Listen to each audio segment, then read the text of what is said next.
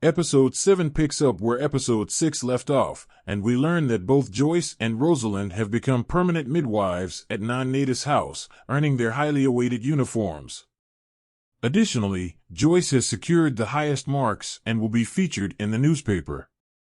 Matthew arrives at non-Nada's house and meets with Sister Julianne, asking her to sign some documents transferring ownership of the house to the order. He explains that if he doesn't transfer ownership now, the building might be seized and sold to cover the losses.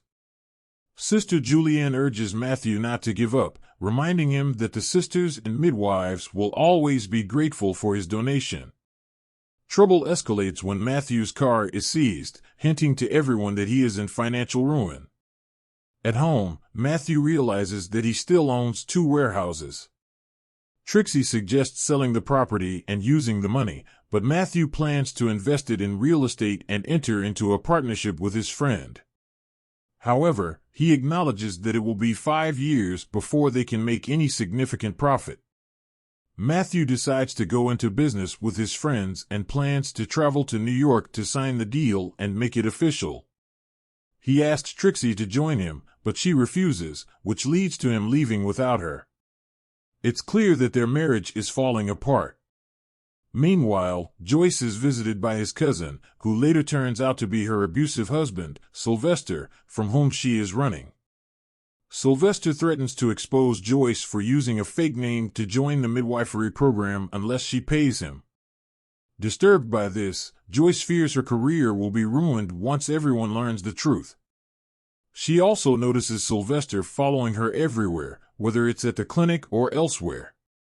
Meanwhile, Rosalind comes across Allison, who is due soon. Allison wears the same jumper every day because she wants to hide her pregnancy from her mother. Crane finds her in the alley, struggling with pain, and rushes her to the clinic to deliver the way. However, Allison stresses that she never had a boyfriend. Eventually, Allison's mother is let in on the news, and she is worried about what she is going to tell her husband, Stanley. Later that day, Allison gives birth to a beautiful baby, but tragically, it is revealed that both Allison and the baby have syphilis.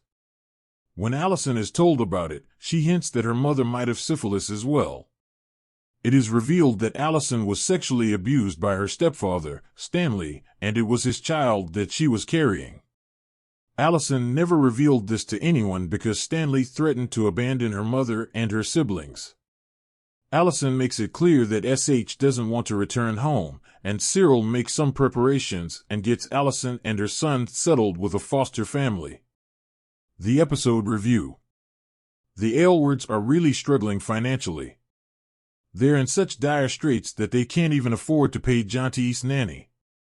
Matthew has resorted to selling his property to gather some money. He plans to invest this money in a new plan, but the results won't come until a year later. Trixie can see that Matthew is doing his best, but she's finding it hard to support his decision. It's taking a toll on her peace of mind and her sleep. Meanwhile, Joyce is facing trouble of her own. Sylvester is threatening to ruin her career by exposing her secret to everyone.